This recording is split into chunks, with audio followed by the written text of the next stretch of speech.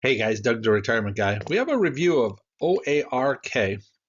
When I look back in our records, we show that we've never done one yet. So I thought, hey, this would be a prime time to do it. Along with, we had a couple of our viewers ask for it.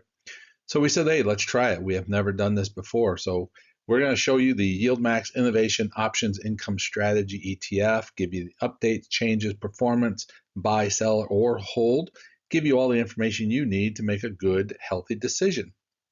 But before we do that, I want to say thank you to all the Patreon supporters out there. You guys are really helping this channel grow and keeping us on the air. I also got to say out there to all the new subscribers that we've added numerous over thousands of new subscribers. Thank you so much. And all our past subscribers, welcome back. And if you're not part of the community, hit that subscribe button. Never hurts. Also, if you can help support the channel, go down in the description. You'll see support the channel. Hit that Patreon button and join. So let's get into the review of OARK. Notice to all viewers, the past performance does not guarantee future results. The information provided in this video is for educational and informational purposes only. It should not be considered financial or investment advice. Examples and suggestions discussed are illustrative and may not be suitable for all individual situations. Always consult a licensed financial advisor before making financial decisions. So let's take a look at deeper into this. Who is ARK? This is Yield Max Innovation Option Income Strategy. It is an actively managed ETF aiming at generating monthly income by selling covered calls or doing synthetic covers off of the ARK Innovations ETF, ARKK. They choose to pick what they want to do and what they want to market it, and that's what they've come through with is the ARKK. Still maintaining some exposure into it and the price movement. So they're going to get some growth as ARKK's growth moves. They will get some, but it is going to be a cap situation as well. They're going to cap how much they can actually grow on this fund.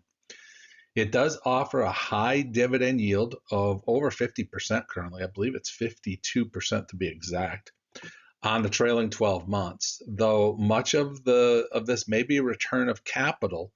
And as we know, YieldMax uses that as a tax burden, a tax coverage, helps out down the road. But we do have to tell you it's a return of capital rather than income. So this is going to be distributions versus dividends. And potentially it could erode the net assets of the value of the fund. Year-to-date total returns approximately is 35%, with includes dividends. So that basically means is we're generating a lot of income, but we've had some major losses lately. So that's why we get that 15% basically difference between the two. Launch date came out November 22nd of 2022. So it's been out there for shy of 3 years.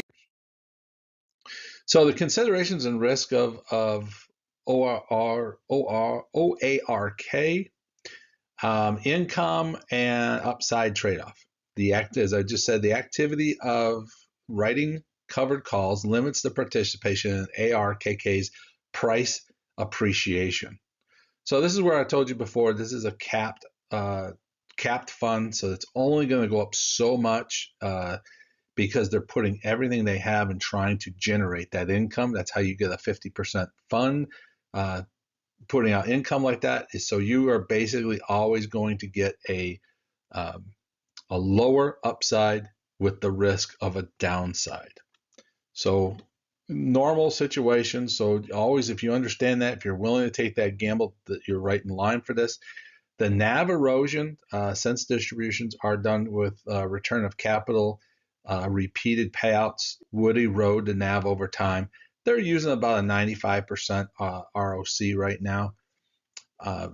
We'll show you of the value, the asset value that it's under management. I don't think the NAV erosion is a huge thing to worry about as of yet. But I will say this is it is there, and we have to make notice of it and tell you that accordingly.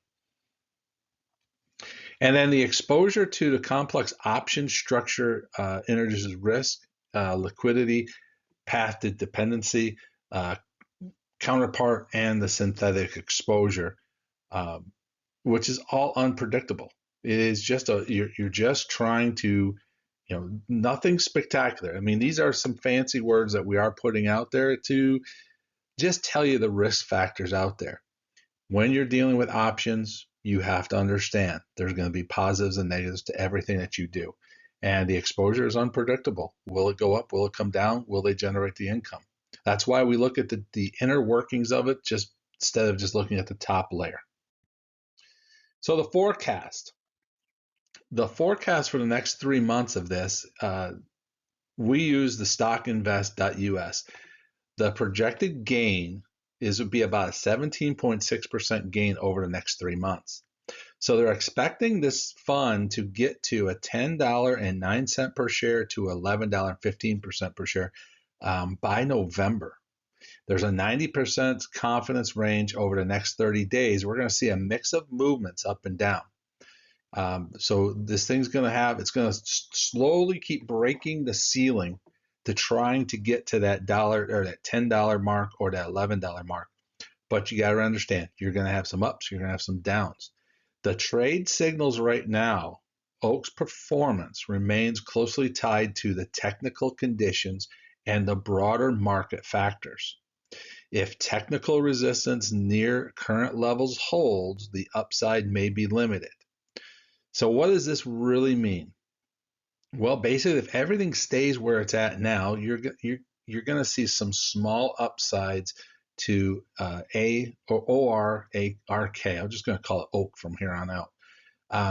You're going to see some slow to upsides. But if we start seeing some changes in the marketplaces, if we start seeing things change, and these are all little things, if we see economy start to take off, if we see interest rates drop off, you're going to see this thing start to take off. This is not based off of interest rates. This is just waiting for good, positive news to come out of Wall Street, and this thing can take off and go with it. So there's no technical issues. There's no financial, I'll call it financial issues or operations issues. It is just dealing with positive, negative news on a regular basis.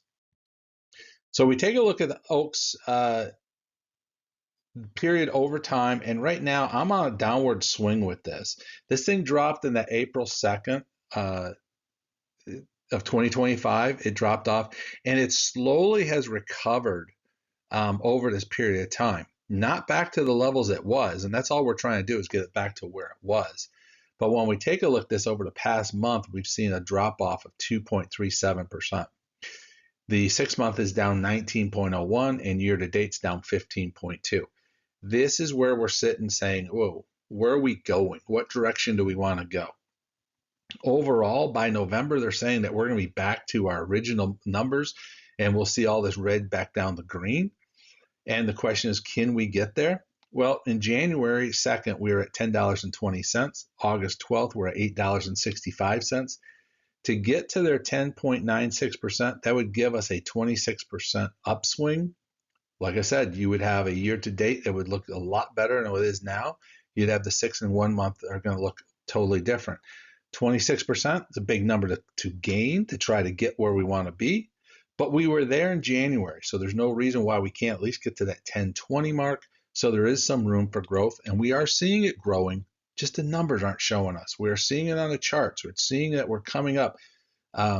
Yeah, we've had something in August is not looking good, but look what happened in April to August. Now we're going to have August to December.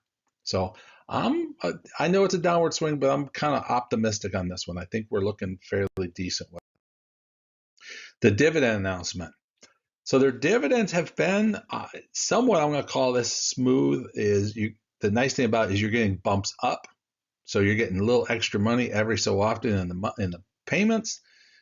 And when we take a look at May was 31 cents, June was 39 cents, July 34 cents, August 37 cents. And you come across with these, you got the low of May, you got the high of June, and then you're coming right in a period where it's just balancing right out. The average right now is 38 cents. So it's really performing right where it should be, and that's giving you that 52.11% yield. So this is a money income one. This is a money generator. So now we got to take a look and say, are we really into losing NAV or losing the value of the fund, or are we going to gain in the fund and continue getting these nice dividends across the board? That's what we're looking for. So dividends I'm comfortable with. We got to see some growth. We got to see something kick in here shortly that if we start to see some upward trends, it's definitely going to be one of those things I would say take a serious look at for your portfolios. Return on investment with the new dividend at 37 cents, that 37 cents, putting the average at 38 cents. At the current price that we have today of $8.65, we're really getting a 22 and 3/4 months or a year and 7/8. So not bad. It puts it into the game that I like to be in, is that one under that 2-year mark that we get all our money back just dealing with the dividends. So we don't have to worry much about the price shares. But the positive to this is if this thing has some legs and does start to grow a little bit, you're going to have some great growth out of the fund, but you're going to have all your money back in under 2 years. So very strong return on investment, I believe, in a fund like this. We talked about this already, but the yield max explicit is ARK, OARK, does participate in the return on investment capital. Like I said, in August, it was 91.4% and 8.6. Now, one thing I do want to tell you about this is that 8.6 normally will always be something in there because you're getting treasury interest, treasury notes, bonds, you're getting interest from that, and that will always be rated as income, while the rest of the fund will be down to that 91%. You see a little bit of change. It dropped off a little bit since June, so they're balancing back and forth. We are now able to get reports on a regular basis of what the return of capital will be targeted, and we'll start adding those into other spreadsheets as we do these on a weekly basis. Unfortunately, this one is still a monthly basis, and we're not at that point yet. So let's take a look at the assets under management. And this is another telltale sign that says this fund is actually doing very, very well. In November, it was in 2024, it was 55 million. By May of 25, it hit the $75 million point. And in August 7th, it actually hit 86.51 million. So there is more funds coming into this. They are getting more money to work with. As they get more money, they will make more investments. And honestly, I think once the more investments you make, it'll help with everything across the board with income and so on. So my eyes on this, I look at this and say this is a mild buy. Okay, it depends on what your goals are across the board. You got a solid assets under management of $86 million. Comfortable with that, gives you time. You got a return on investment, a year and 3/4, very solid under that 2-year mark that we'd like to have here at the retirement channel. This is where I really start to get itchy onto this, and I'm not real. It just makes me say, I don't know. Share price is down 19% over 60 days. It's only down 2.37 over the past 30 days. So it means it's kind of, I believe, finding a bottom. If this thing turns positive, I would say we found the bottom where now we're starting to climb back up the mountain. But here's the other one, the income. Now, there's a lot of different ways you can play this. The income of $4.50 per share, or 52.11% over 12 months, is a solid number. But how much of that will you have to put back into your share price to cover it, to cover the NAV of the erosion that you've had across the board? That's why I tell you this fund is really more like a 30% income source. Still 30% is still very, very strong numbers. But I want you to make sure you understand that you have to calculate the losses from your income to give you a real answer of what are you actually getting out of this fund. So it always goes back to, as people love to say, I'm getting 52% off of my portfolio. Great. It's like going to Vegas and saying, oh my God, I won $1,000. Well, how much did you put in the machine? 3,000. So you really didn't win. You just got some of your money back. And that's why I want to make sure you're getting your money back, you're making some wins, and so on. But here's the real answer too, is if you get to the forecast of $10.09, it's going to clear up a lot of that share price issues. And especially when you're buying at $8.65, very, very strong forecast.